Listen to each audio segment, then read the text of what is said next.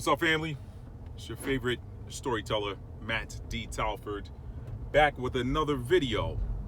So, first off, I want to thank those of you who are returning subscribers, and to those of you who may be new to the channel, check the video out, and by the end, if you like the content, please consider becoming a subscriber. Won't cost you a thing. All you need to do is click the subscribe button and hit the notification bell, slide it up to all so that you're notified each and every time I upload a video. Now, I want to thank those of you that saw my video, the prophetic update video that I did a couple of days ago. Or was it yesterday? Actually, I think it was yesterday on 8/25. So check the upload date on the video if you want to make sure. But anyway, for those of you that saw that video, as promised, I told you I would be going into a little bit more detail about the parallels between ancient Egypt and these modern day United States. Okay, so let me jump right into that. Now, again, I won't rehash the prophetic update video that I did. If you haven't seen that, I suggest you stop this video right now and go and take a look at it. And also, I'll put a link to that video in the description box below. This video is going to be a no frills video. In other words, I'm not going to put the fancy title screens and all the other stuff I do. This one's going straight from the phone to YouTube upload. So I won't be able to put the title of that video on the screen, but I will do a link to it in the description box. Now, so again, not to rehash that video, not going to do it. Watch that video first. I'm going to kind of jump in and pick up where I left off. All right. So now, parallels between ancient Egypt and the modern United States. In that video I just referenced, I talked about the bookends of the Israelite captivity. Those bookends being modern Egypt, that was the first, ancient Egypt, that was the first captivity. Don't have the years in front of me, but you know, you guys who are fans of history, or you know how to know your way around a search engine, you can look it up. So there's that. That first major Israelite captivity was the captivity in Egypt. And we know the story. Israel pretty much was a young nation. It really wasn't a nation. It was more of a family that went into Egypt to escape the famine in the Canaan land. It was called the Canaan land at the time because they were pretty much kind of sojourners there as well. So this was a family that went into Egypt looking to get victuals, looking to get food, and didn't know that one of their own, their brother Joseph, that his other brothers had tossed to the side. You know the story. He pretty much had been elevated to second in command in all of Egypt, and he made sure that his family had food. They were given land. They flourished for a long time, and then you know, after the benevolent Pharaoh or king of Egypt died, his son stepped up. He ascended to the rulership, ascended to the throne, and was like, "Nah, I know what deal y'all have with my dad, but my dad is gone." And you know, the original family he had to deal with, they've gotten old and died too. So, you know, I don't know y'all. My dad ain't here. So this is how we gonna do it. There's a new sheriff in town. And he started treating them harshly, and you guys can read the story. If you know your way around the Old Testament, you know where to find it. The story is also chronicled in a little bit more detail in the Antiquities of the Jews, a book by Flavius Josephus, or a portion of the larger work, the complete works of Flavius Josephus. So you guys can find that there. So I'm going to pause the video here and take care of some business. I'll be right back. Okay, we're back. So again, if you want to read that account in a little bit more detail, you can read about it in Antiquities of the Jews. It is one of the complete works of Flavius Josephus, and it is pretty much detailed. It goes into a lot greater detail than what you can find in the Old Testament. Anyway, so moving right along. Now, we know what happened there. The Egyptians began treating them very harshly, and we know how the story goes. Moses, he grew up, he was one of them. He grew up as one of them, I should say. He was a Hebrew, but he grew up as an Egyptian. He grew up in the court of the pharaohs, and I won't even get into the details of that, because that'll just make this video longer than it needs to be. But long story short, Moses leaves Egypt. He goes and spends some time in outside of Egypt in another land, And the Most High grabs his attention. He grabs him by the coattail. He's like, look, all right, so I ain't just create you just to hang out. I actually had a mission for you, and the time is now. So remember what I said. There's no such thing as time. There's only purpose. So it was time for him to begin fulfilling his purpose. And, so he went back. How the story goes. He went back and was like, hey, look, the Most High said, I am that I am, said to let his people go. And that's what I'm here to do. I'm here to get them out. They didn't want to let them go. They wanted to keep treating them harshly. I don't know what's going on with this one little hair sticking up. It's kind of crazy. But my hair's always done whatever it wanted to do. Look at that. That's weird. Maybe it's more information being downloaded to me. Oh, there's 2 of them now. This is nuts, man. Anyway, good gosh. I got to fix my hair. But anyway, so now he says, let my people go. He's like, nah, I can't do that. We making a little bit too much money off of them. We getting a lot of work done. They doing a lot of work. They doing the work we don't want to do. I appreciate you, Moses. I know you rolled up with us, and we ought to deal with you for what you did before you left here 40 years ago.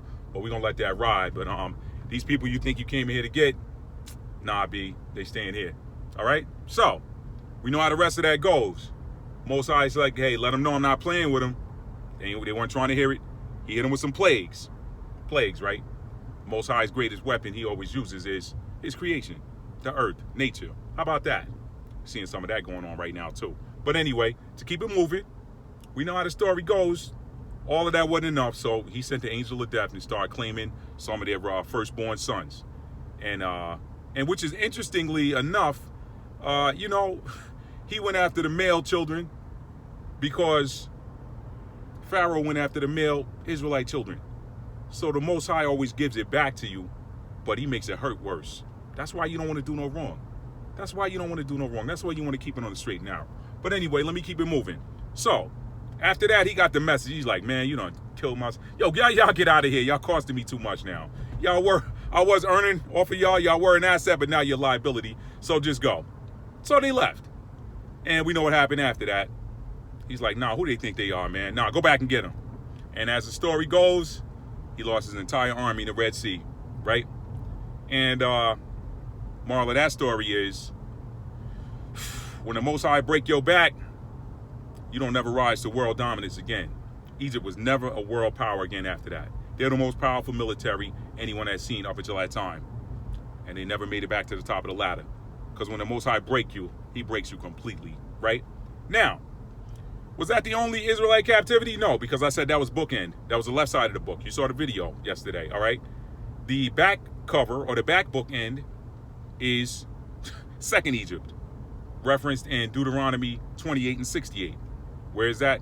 That is actually these United States, along with the other Western powers that helped to disperse, subjugate, and, exploit and, enslave the Israelites, whom most of which don't even know they're Israelites, right? Don't even know they're the seed of Jacob. But that's a story for another day. So, getting back into, we'll come back to America and show you the other side of the parallel with Egypt, all right? I want to talk about that, what's in the middle of that book. Bookend number 1, Egypt. Bookend number 2, modern Egypt, which the word Egypt, pretty much is representative of bondage or captivity, hard labor, that kind of thing. Now, but now the middle of the book, bookend number 1, ancient Egypt, bookend number 2, modern Egypt, aka the West, aka the U.S., Great Britain, France, Germany to a degree, not so much, the Netherlands, Portugal. These were all of the ones that dealt heavily in the slave trade, right? Now, and we're not going to talk about the people who were financing it that really have no nationality or had no nationality. They just kind of a story for another day. All right, let me keep it moving. In between those two bookends, there were 2 other significant captivities, and you can read about them in the books, the Old Testament books of 1st and 2nd Kings and 1st and 2nd Chronicles. I won't read any of that stuff for you today. The story is pretty deep and long, so there's no point in me reading it. You guys that are Bible scholars, Bible students, you kind of know the story. But for those of you who aren't, read 1st and 2nd Chronicles and 1st and 2nd Kings, and you can learn about those other 2 captivities. What were they? They were the Assyrian captivity and the Babylonian captivity. All right. Now, what is significant about the Assyrian and the Babylonian captivities in comparison to the Egyptian captivity is, even though the Israelites were captive in those lands or subject to those nations, those nations did not treat the Israelites harshly. They did not treat them harshly. All right. So why is that important?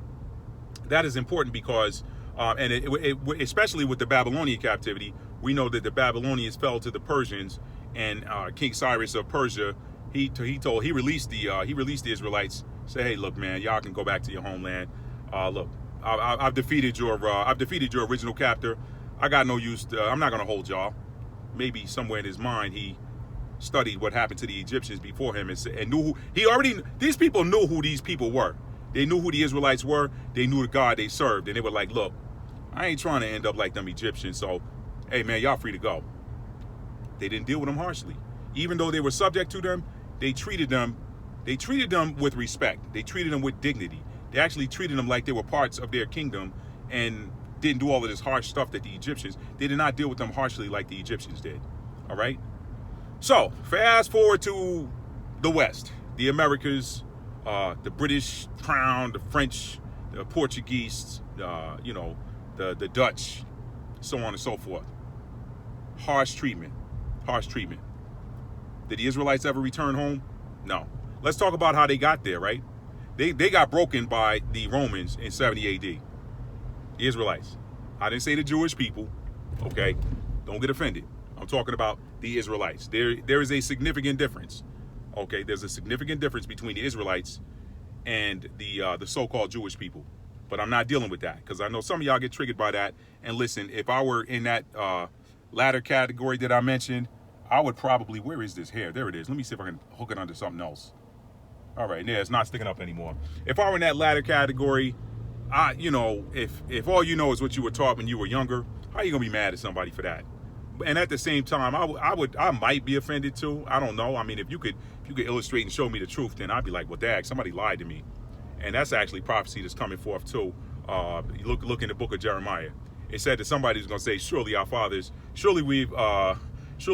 have inherited lies and things that were vain or something like that. That's in the book of Jeremiah. I don't have the scripture right in front of me, but y'all can find it there.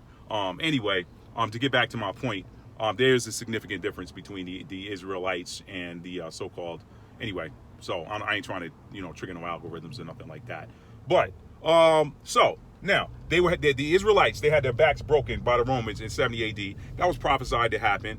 All right, that was prophesied by Moses. He said, "Listen, if y'all turn your back on He who liberated you, you got some stuff you're gonna have to deal with." And one of them is all of these things that are listed in the 28th chapter of Deuteronomy, beginning at the 15th verse and down to the 68th, and all that stuff that happened. And actually, if you want to learn more about it and you want to see how I make the connection, you can go and look at my video, Deuteronomy 28 and Leviticus 26.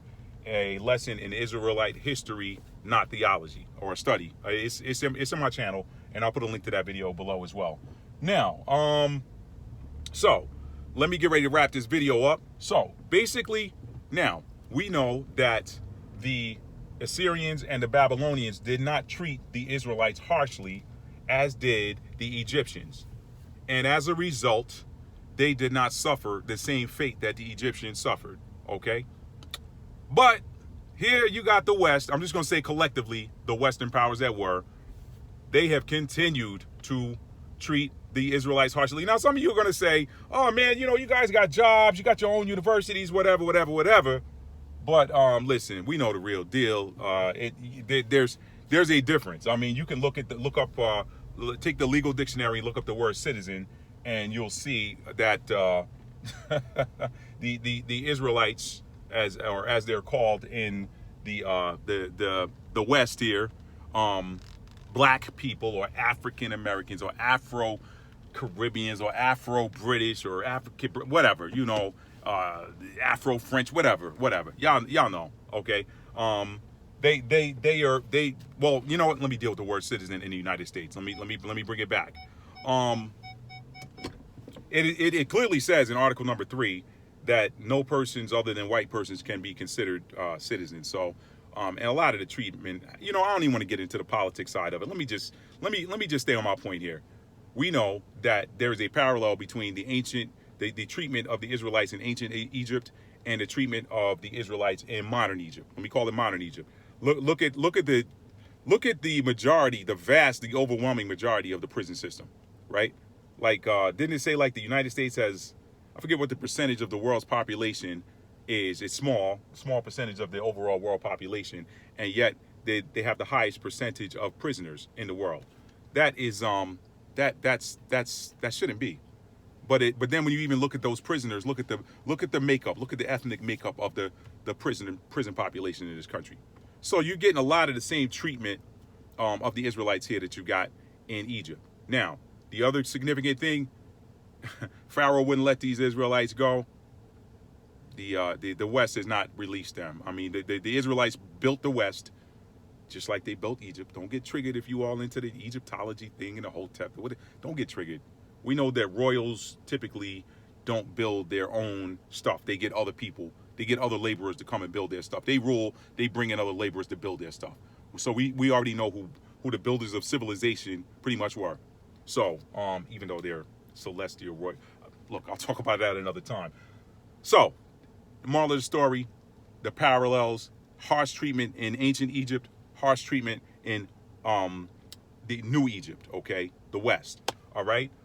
Refusal to let the release the ancient Israelites, refusal to release the modern Israelites, and the people at the top of the game know that the modern Israelites have a homeland, all right, but they've been reclassified as black. Why? Because black is a color that has no significance with regards to land of origin, language, tribal affiliation. It has no significance, okay? None. Some of y'all gonna look at this here and say, try to make something out of it, and you know, y'all are funny, man. Some of y'all, anyway. But I'm gonna leave that. And the only reason I'm trying to fix it is because I don't feel like reading this, the ignorant comments. But anyway, matter of fact, let me close this sunroof, and that'll get rid of that. Then you don't have to look at it. There, how's that? Really, it's probably only offending me. But anyway, you know, we have a home. We have an ancient homeland. We have a mother tongue that was not English. All right, but our identity somehow has been stripped of us and claimed by another. Our land of origin has been stripped of us. The Romans kicked us off of it. We never really went back home.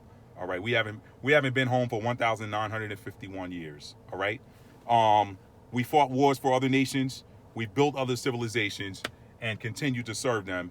But if you look at the book of Jeremiah, 30th chapter, around the 8th verse, it says something to the effect of, in those days he would break the bonds off of Jacob and break his shackles, or break the yoke from off his neck, and strangers, in other words, strangers meaning people that are not him, strangers would serve themselves no more of him. So the moral of the story, to wrap this up, in the same token that Egypt had its back broken, ancient Egypt, modern Egypt, the West, aka the West. I'm not talking about the modern day country of Egypt with the with the European drawn borders. We know that most of these borders, I'm gonna do a whole nother video talking about how these borders are not real, and how in ancient times people were not divided by lines drawn on a piece of paper, but by geophysical barriers are what separated people. Mountain ranges, deserts, large bodies of water, large dense jungles of forest. These natural structures are what separated people, not drawn lines. All right, so that stuff is made up. I'll do a whole nother video on that. But the moral of the story is, I'm not talking about the Egypt that you find located in Northeast Africa that has lines drawn. In fact, the ancient Egypt was way larger than what they have drawn today. All right, it wasn't called Egypt; it was called Kemet, and it was way larger than these geopolitical lines that they have today. You want to know how large the land is? Go look for the natural, look for the geophysical barriers, and then you'll know how large these lands were that were dominated by certain cultures, tribes, nations, whatever. All right, which also tells you that the modern land of Israel wasn't what it wasn't the borders that they have today.